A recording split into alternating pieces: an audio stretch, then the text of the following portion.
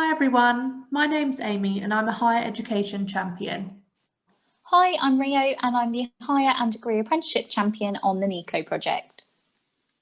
The Neaco project is a network for East Anglian collaborative outreach project designed to inform students about their post-16 and post-18 options, including pathways into higher education. Take Your Place is the programme of activities designed to inform students about their post-18 options, including higher education pathways.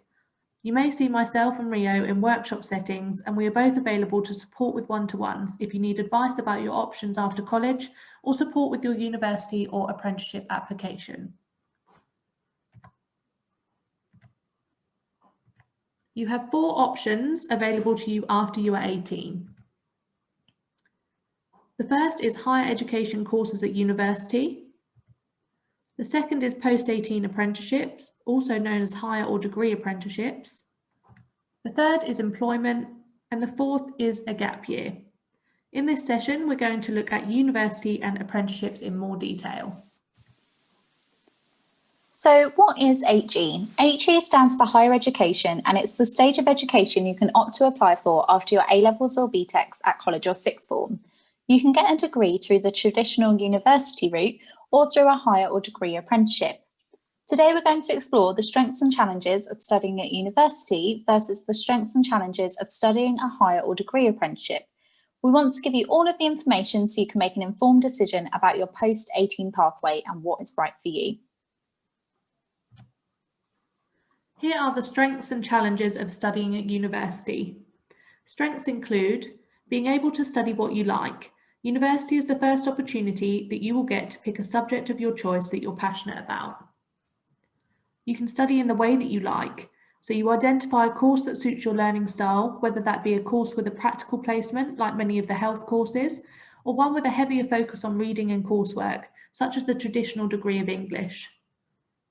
You'll get to learn independence, so budgeting, looking after yourself and meeting new people.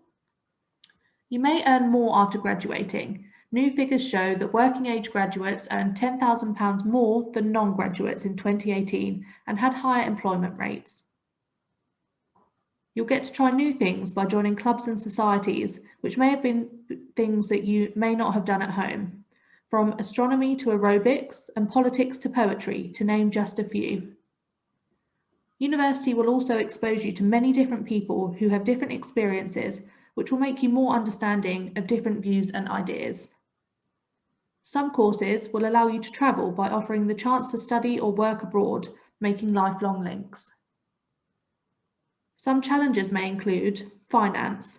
Many people believe uni is expensive, but UK students are able to get student loans, which is not like any other loan, and you won't get into trouble for not paying it back. You only start paying it back once you earn over £27,000, and if you fall below this threshold, you stop paying it back. Plus, repayments are designed to be manageable and start at as little as £15 a month, which is less than your average monthly phone bill. It is also taken out like tax, so you don't need to worry about updating anyone if your circumstances change. After 30 years, it is completely wiped too, regardless of how much or how little you have paid back. Moving away can be difficult for some people, especially as you now have responsibility for yourself. You have to do your washing and cooking and manage your money and budget to pay rent and bills. It is a great opportunity for you to spread your wings. However, some people can find the first taste of independence overwhelming. You can choose to study at a local university if you choose. Let's take a quick recap about what an apprenticeship is. So an apprenticeship is a work-based pathway to gain a higher education qualification, combining employment and studying.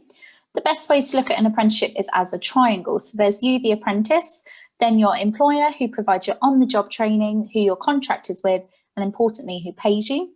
And then there's the training provider who organises the teaching and assessment of your qualification. Your time is spent 80% working and 20% studying, which could look like 4 days a week at work and 1 day a week at your training provider. You apply directly through the employer and you'll need a strong CV and covering letter. Apprenticeships are available at all levels from GCSE to degree and masters. So let's have a look at the pros and cons. So firstly, advantages. You'll earn while you learn and gain a qualification. So you have an employment contract, which means you'll earn a salary, have paid holiday and sick pay. The structure of an apprenticeship is 80% working and 20% studying, but this 20% is included and you're paid for. No student debt. So this is arguably the biggest benefit of an apprenticeship. You don't have to pay tuition fees. Your qualification is entirely funded by your employer and the government, and that means there'll be no student loans to pay back. Gain practical on-the-job training. So you'll gain hands-on practical training directly from colleagues working in the industry. And this practical experience can make you stand out from the crowd when thinking about future opportunities. You'll also build employability skills as well as specific industry training. And these are transferable skills such as time management and organisation, adaptability and problem solving.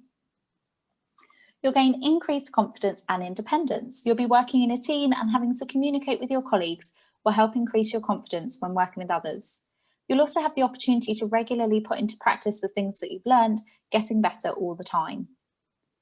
So let's have a look at some of the disadvantages. So firstly, the responsibility of a full-time job.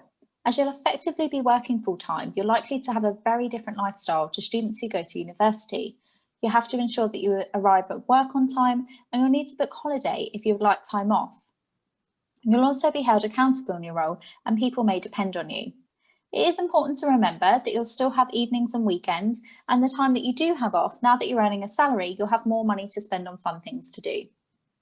So apprenticeships can be very specialised. So if you want to change career paths in the future, you may find that you need additional qualifications, but that does vary, and it depends which qualification you gain alongside your apprenticeship as to how transferable it can be. There are fewer subjects available via an apprenticeship. Yeah, so there is a definitive list of apprenticeships, but this is across a wide range of sectors such as business and administration, construction, protective services. However, it's important to know that some career paths aren't attainable via an apprenticeship. For example, if you want to be a doctor or a vet. So they can be incredibly competitive. There's a limited amount of vacancies available, so you'll need a strong CV and covering letter to stand out. There's no upper age limit for an apprenticeship, so employers have a huge pool of people applying. You'll not only have to meet academic entry criteria, but also the specific job criteria too. And finally, it can take longer to achieve the qualification, as you'll only be studying 20% of the time. The length of your apprenticeship does depend on what level apprenticeship you are studying, but if we compare it to a university degree that takes typically 3 years, a degree apprenticeship can take between 3 and 6 years.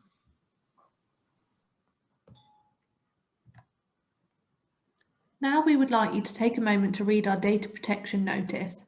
Your school or college has opted into the project, which means every time we interact with you, we need to record it using your basic information that the college or school supplies us with. If you have any questions, please email the email address at the bottom. So for more information about your post-18 options and access to loads of useful resources to support you with your options, please visit our website. We have the Applications Unlocked programme on our website, which will be particularly helpful for those of you applying for university. It's a 6-part online programme designed to guide students through each step towards making an effective application. We also have a series of apprenticeship podcasts on our website covering topics like finding an apprenticeship, application advice, and sector-specific information. You can also follow us on Twitter and Instagram.